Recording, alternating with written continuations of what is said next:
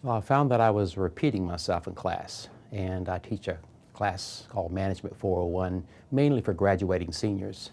So I decided that I would add some video podcasts so I wouldn't have to repeat myself.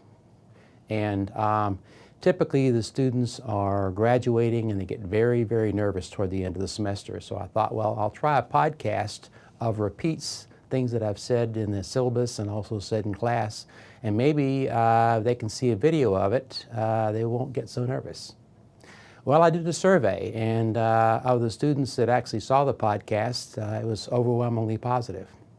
Most of the students did use the podcast. Also, since they're graduating seniors, a lot of times they're distracted, and sometimes they're looking at their laptop or talking to a classmate, and they don't quite get it when I say it in class. And so being able to see it again was quite comforting. Well, I tried doing podcasts sort of in the middle of the semester assignments, and I did a couple, and I said, what do you think?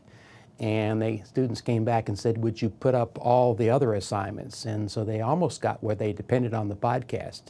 And normally when I teach in summer school, I get pretty good teaching evaluations because I have more time with the students. Well, the first time I tried podcast was in the fall, and the course evaluations were a lot higher than normal.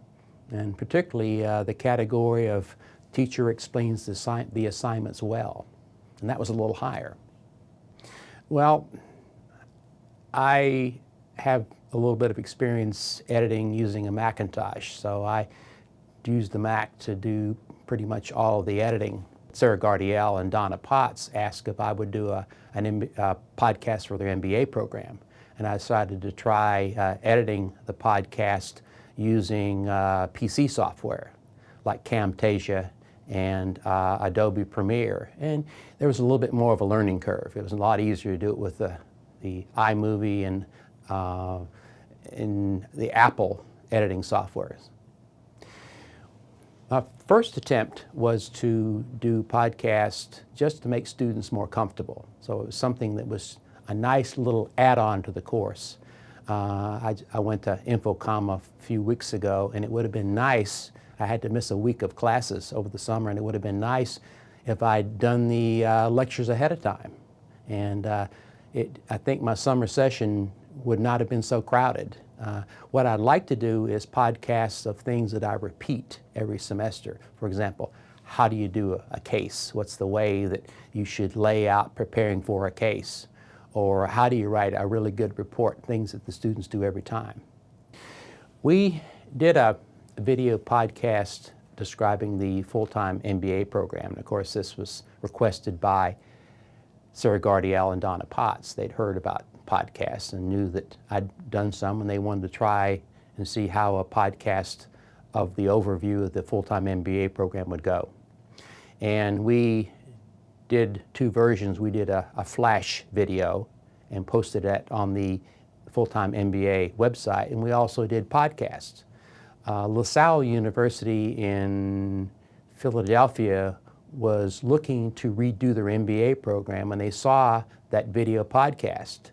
And they contacted Glenn, the director of the MBA program, and said that it had provided so much information, and they used that video as a structure for redoing their own MBA program. And that's kind of a nice little story. There are uses. When I went to Infocom, I heard of Clemson using podcast to do lectures with remote speakers in other cities. They also use podcasts for students to create a video portfolio, a portfolio of sometimes their best presentations. And they said that students can convey more of their personality on a video than sometimes they can in a resume. They also used podcasts in the nursing school for things that are taught pretty much the same every semester. Podcast on how to wash your hands before going into surgery, or a podcast on how to put on latex gloves. And the professor at Infocom was the dean of the of the whole college, including the nursing school, and he was really excited about podcasts. Faculty who are concerned about doing podcasts, I would say that if they're a Macintosh user, they probably know how to do video editing, but there are some very powerful PC programs like Camtasia, and we used Camtasia to do voice over PowerPoint, and it was fairly easy and fairly intuitive. And we used Adobe Premiere to do video editing, and so it was fairly simple. I'm on the committee for the new Glocker business building, and we're looking at some capture programs by Accordant and Sound Foundry to sort of create, our goal would be to create a one-button situation where a professor could come into the classroom, press the one button, it would automatically capture what he says, and also capture his or her computer. So it's creating a rich media. And at Clemson University, they have a very simple system where all the professor has to do is just walk in and they pushes a button, and everything is captured and very easily indexed and archived. Well, I was concerned when I thought about doing podcasts that I had two concerns. One, I didn't want to do a podcast just because it was the latest gimmick, latest gadget.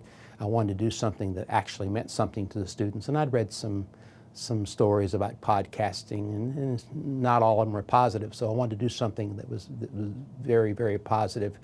So I positioned the podcast for only the better students, and those are the ones who get nervous in the middle of the semester. And of course, also wanted to see whether I had a true positive effect. And normally in the summers, I get fairly good teaching evaluations, and in the fall and the spring, because there are more students and not quite as much time, the evaluations go down. Well, I noticed in the fall semester the teaching evaluations went up, and they were similar to those that I get in the summer. And then in the spring, I didn't do the podcast, and the teaching evaluations dropped. And I know that's not a statistical sampling, but there was a difference. If I were to put statistics on the evaluation, I think they would be statistically significant. And in the fall, when I did the sampling, of course, I asked students to do the survey, and it was overwhelmingly positive, but again, that wasn't statistical. And the reason I didn't do a sampling, I didn't want to do something with some students and not with others. I either wanted to try it with all the students or not do it with all the students. And in the spring, the evaluations just weren't as high, and especially in the comments from the students, I don't think the students really understood the assignments as well. So, in my opinion, the podcasts were very effective.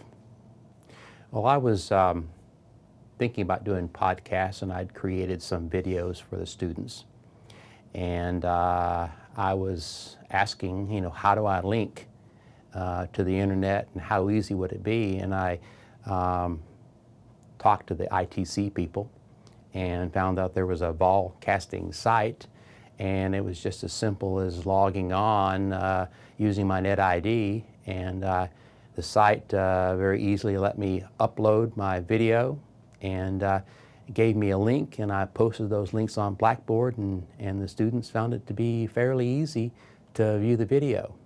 And the ones who had iTunes, they were able to view the videos pretty quickly, and if the students didn't have iTunes but had QuickTime, they were able to view them that way. So I found the process very painless.